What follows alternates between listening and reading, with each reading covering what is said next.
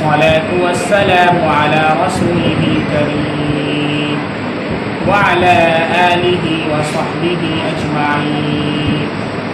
أما بعد فأعوذ بالله من الشيطان الرجيم. بسم الله الرحمن الرحيم.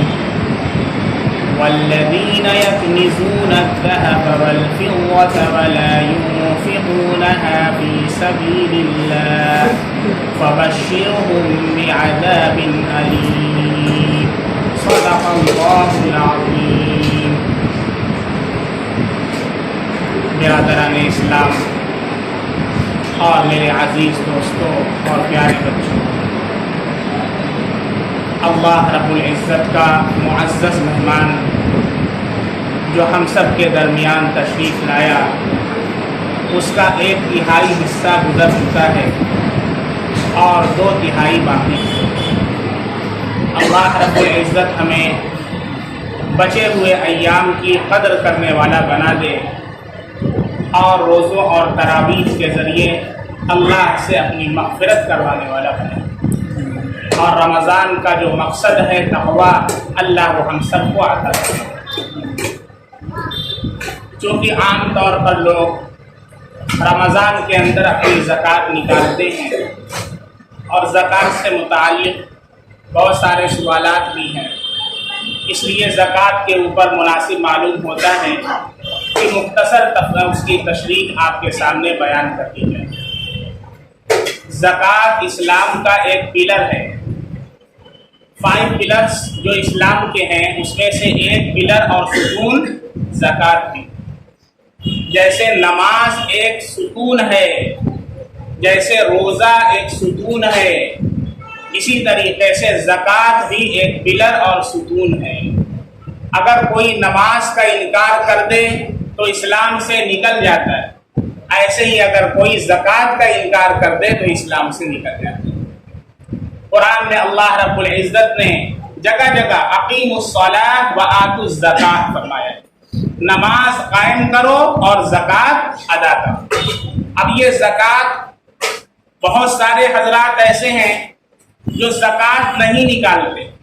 قرآن کریم میں اللہ رب العزت نے فرمایا، جیسا کہ خطبے میں ہم نے آیت کریمہ پڑھی ہے، اللہ رب العزت فرماتے ہیں والذین یکنزون الذھب والفضة ولا ينفقونها فی سبیل اللہ فبشرهم بعذاب علیم۔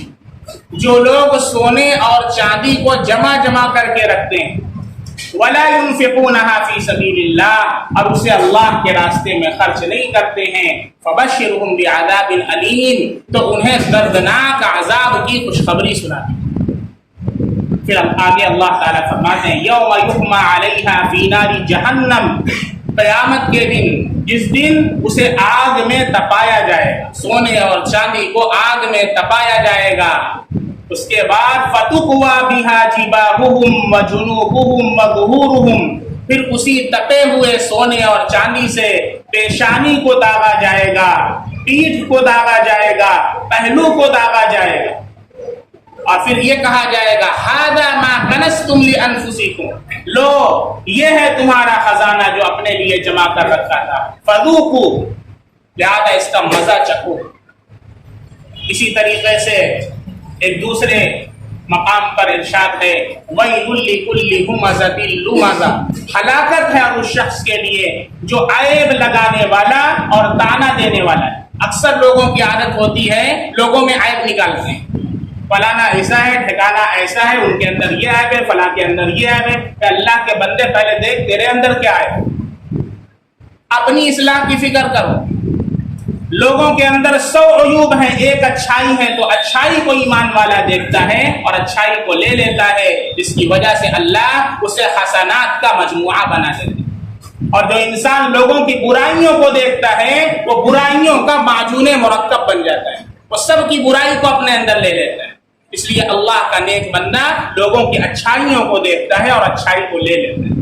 حدیث میں بھی میرے نبی کا ارشاد ہے خذ ما صفا ودع ما قدر، جو اچھی چیز ہو اسے لے لو، جو خراب چیز ہو اسے چھوڑ۔ اس لیے فرمایا وَيْلٌ لِكُلِّ هُمَزَةٍ لُمَزَةٍ، ہلاکت ہے، بربادی ہے، دردناک عذاب ہے ہر اس شخص کے لیے جو عیب لگانے والا اور تانا مارنے والا ہے۔ الذی جمع مالا وعددا، مال کو جمع کر کے رکھتا ہے اور اسے گنتا ہے، 500 1000 2000 3000 روزانہ جمع کرتا ہے، شام گلے میں سے نکال کر۔ یحسب ان مالہ اخلدہ، وہ کیا سمجھتا ہے کہ اس کا مال اسے ہمیشہ باقی رکھے گا، جیسے فرعون سمجھتا تھا، شداد سمجھتا تھا جنت سونے کی بنوائی تھی۔ شداد نے جب جنت بنوائی زمین پر، خوش تھا کہ اب چلے گی خدائی میرے در پر، خود ہی نہ دیکھ پایا وہ دنیا سے چل بسا، وَتُعِزُّ مَن تَشَاءُ وَتُذِلُّ مَن تَشَاءُ۔ کوئی دنیا میں رہنے والا نہیں ہے، سب چلے جائیں گے۔ اچھے اچھے قارون، فرعون، حامان آئے اور سب چلے گئے۔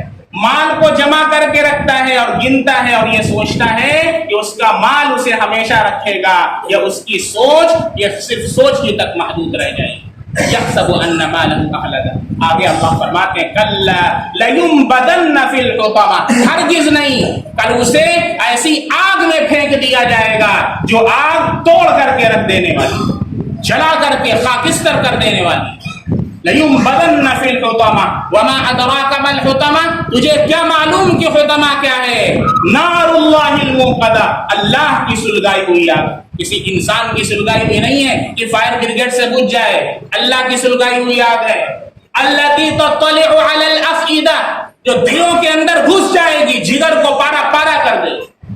ایسی آگ ہے جس کے اندر ان لوگوں کو تپایا جائے گا جو اپنے مال کو جمع کر کے رکھتے ہیں اور اللہ کے راستے میں نہیں نکالتے، زکات نہیں نکالتے۔ بہت سے لوگ زکات نکالتے ہیں، الل ٹپ نکال دیتے ہیں، کچھ لوگ تو نکالتے ہی نہیں، اور کچھ نکالتے ہیں تو الل ٹپ نکال دیتے ہیں، دونوں طریقہ غلط۔ جو نہیں نکالتے اور جو نکالتے ہیں لیکن الل ٹپ نکالتے ہیں، حساب لگا کر کے نہیں نکالتے، تو مان لیجئے 1 روپیہ بھی زکات کا ہمارے مال میں پڑا رہ گیا، وہ سارے مال کو ہلاک اور برباد کرنے کے لیے کافی۔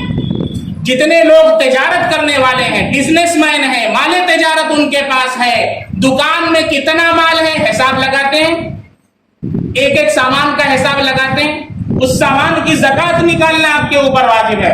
یوں ہی آپ نے بیٹھا اور فرض کر لیا اما یہ 2 لاکھ کا نکال دو، ایسے نہیں ہوتا ہے، کاؤنٹ کیجئے اسے کتنے کا ہے، ایک دن اس کے لیے فارغ کیجئے۔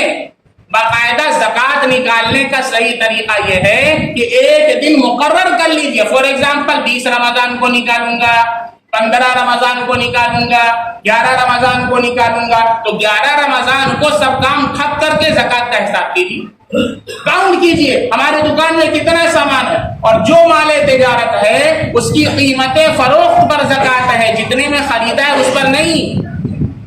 سامان آپ نے لیا ہے 10 کا، بیچ رہے ہیں 50 میں، تو جو ریٹ مارکیٹ میں چل رہا ہے، جس ریٹ میں آپ بیچ رہے ہیں اس ریٹ پر زکات نکالیں۔ بات سمجھ میں آ رہی ہے؟ اس لیے کہتے ہیں علماء سے مسئلہ پوچھو، خود مفتی نہ بنو، گوگل کے پاس نہ جاؤ۔ جیسے بچے کی طبیعت خراب ہوتی ہے، گوگل پر سرچ نہیں کرتے ہو، جاتے ہو ڈاکٹر تیج سنگھ کے یہاں، ڈاکٹر ونود کے یہاں، کیوں؟ سرجن ہیں، بچوں کے اسپیشلسٹ ہیں، تو بھیا علماء دین کے اسپیشلسٹ ہیں۔ دین کے معاملے کے اندر جب مسئلہ ہو تو علماء سے پوچھو، الگ تک کام نہ کرو، ورنہ زکات صحیح سے نہیں ادا ہوگی۔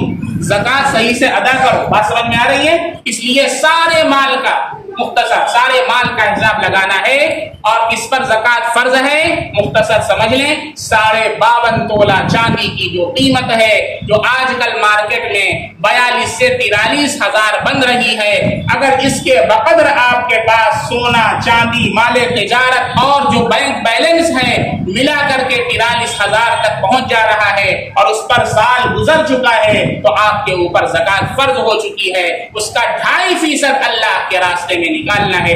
اللہ یہ بھی کہہ سکتا تھا 97.5% نکال دو، 2.5% رکھ لو، کیونکہ اللہ ہی کا تو مال ہے، اللہ ہی نے دیا ہے، یہ اللہ کا فضل ہے۔ اللہ کہتا ہے 97.5% رکھ لو، 2.5% میرے راستے میں نکال دو، تو کیا ہوگا؟ اللہ کہتا ہے میں تیرے مال میں برکت دے دوں گا، تھوڑا سا مال سب کے لیے کافی ہو جائے گا۔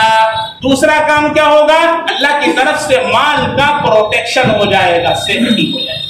جو لوگ زکات نہیں نکالتے ان کا مال دیکھے کہیں نہ کہیں ضائع ہو جاتا ہے، چوری ہو گیا، کوتوالی میں چلا گیا، کچہری میں چلا گیا، جانا ہے وہ جا کر کے رہے گا۔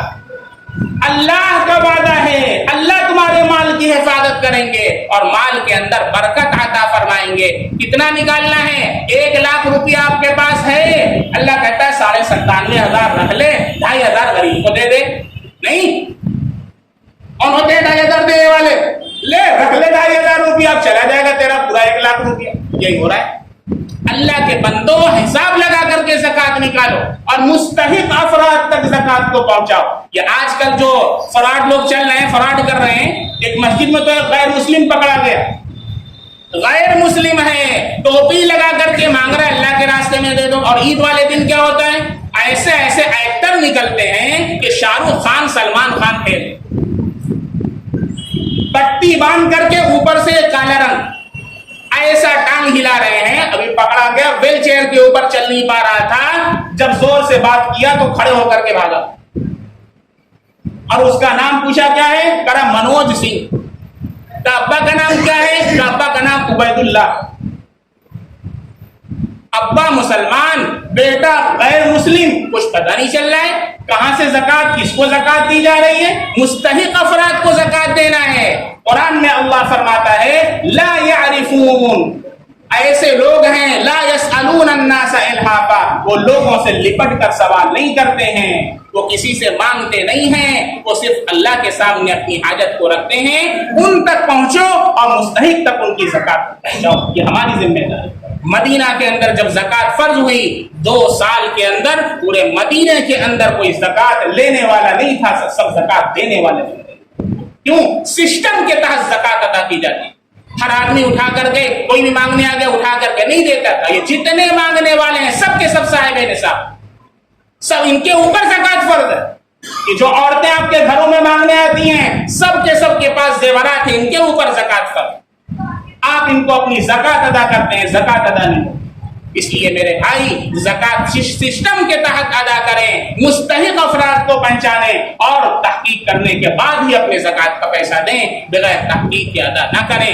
خاص طور سے عورتیں زکات کے معاملے میں بہت کوتاہی کرتی ہیں، زیورات ان کے پاس ہوتے ہیں، زکات نہیں ادا کرتی ہیں۔ یہ آپ کی ذمہ داری ہے، آپ اپنی عورتوں کو بھی بیان سنائیں، چینل پر جائیں، مفتی عبدالرحمان اسپیچز، وہاں بہت سے بیانات پڑے ہوئے ہیں، بتائیں کہ زکات نہ دینے کی کیا وعید ہے۔ جمعرات کو گھر پر اجتماع ہوتا ہے، جونپور کے باہر سے عورتیں آتی ہیں، پورے گھر کے اندر الحمدللہ پیر رکھنے کی جگہ نہیں ہوتی، عورتوں کو بھیجے وہاں بتلائیں، ان کو سمجھ میں آئے کہ دین کیا ہے، اسلام کیا ہے، نماز کسے کہتے ہیں، زکات کسے کہتے ہیں، تفصیل کے ساتھ بیان ہوتا ہے۔ اللہ رب العزت ہم سب لوگوں کو زکات کی اہمیت پر غور کرنے اور زکات کو صحیح طریقے پر نکالنے والا بنا دے، اور اللہ رمضان کے جو بچے ہوئے ایام ہیں ان کی قدردانی کی توفیق مرحمت فرمائے۔ السلام علیکم۔ جماعت ثانیہ کے بارے میں مفتی صاحب بتا دیجیے۔ ایسی مسجد جس کا امام اور مؤذن مقرر ہو، نماز کے اوقات مقرر ہوں، وہاں پر ایک جماعت ہونے کے بعد دوسری جماعت مسجد کے حد میں کرنا مکروہ تحریمی، حرام کے قریب، حرام کے قریب۔ نبی کریم صلی اللہ علیہ وسلم کسی معاملے کے لیے تشریف لے گئے تھے کسی محلے میں، جب آپ صلی اللہ علیہ وسلم واپس آئے تو دیکھے کہ مسجد نبوی کے اندر نماز ہو چکی ہے۔ آپ صلی اللہ علیہ وسلم چاہتے تو اسی مسجد میں دوبارہ صحابہ کو جمع کر کے نماز پڑھ سکتے تھے، آپ نے نہیں پڑھا، آپ گھر تشریف لے گئے اور وہاں جو لوگ ابھی نماز نہیں پڑھے تھے ان کو آپ نے جمع فرمایا اور ان کی امامت کروائی۔ اس لیے یہ مسئلہ اچھی طرح سن لیں، یہ جو آج کل سلسلہ چلا ہوا ہے، 2 لوگ آ رہے ہیں، 3 لوگ آ رہے ہیں، آ کر کے جماعت کر رہے ہیں، بھائی پہلی جماعت کا مطلب ہی کیا رہ جائے گا؟ پہلی جماعت کا کیا مطلب؟ ہر آدمی آئے اور اپنی جماعت کر لے؟ اللہ کے نبی کا ارشاد ہے، میرا دل چاہتا ہے کہ جماعت کے وقت کسی کو امام مقرر کروں اور میں نکل کر کے جاؤں، اب جو لوگ اپنے گھروں کے اندر بغیر عذر کے بیٹھے ہوئے ہیں میں ان کے گھروں کو آگ لگا۔ کیوں کہا اللہ کے نبی نے؟ وہ کہتے میں اللہ کے نبی پہلی جماعت ہو جانے دیجئے، میں آ کر دوسری جماعت کر لوں گا۔ میرے نبی صلی اللہ علیہ وسلم نے جماعت کی اہمیت کو بیان فرمایا ہے۔ اسی طریقے سے ہر آدمی دوسری تیسری جماعت کرنے لگے گا اور پہلی جماعت میں پھر کوئی نہیں آئے گا، پہلی جماعت کے اندر تقلیل ہو جائے گی. اس لیے علماء نے اسے مکروہ تحریمی لکھا ہے, حرام کے قریب ہے. اس لیے ان ساری اعمال سے باز آ جائیں, علماء اور مفتیان کرام سے جڑ کر کے دین کے مسائل کو پوچھیں. یہ قیامت کے قریب کا وقت چل رہا ہے, ان قریب بے شمار فتنے رونما ہوں گے, اور اللہ کے نبی نے فرمایا ہر شخص مفتی بنے گا اور وہ فتویٰ دے گا, اور لوگ جو جاہل ہوں گے وہ اسے مفتی مان کر کے اس کے فتوے پر عمل کریں گے, خود بھی گمراہ ہوگا اور لوگوں کو بھی گمراہ کرے گا. اللہ رب العزت ہم سب کے عقائد کی ایمانیات کی حفاظت فرمائے. اللہ ایمان پر ہم سب کا خاتمہ عطا فرمائے. وآخر دعوانا ان الحمد للہ رب العالمین.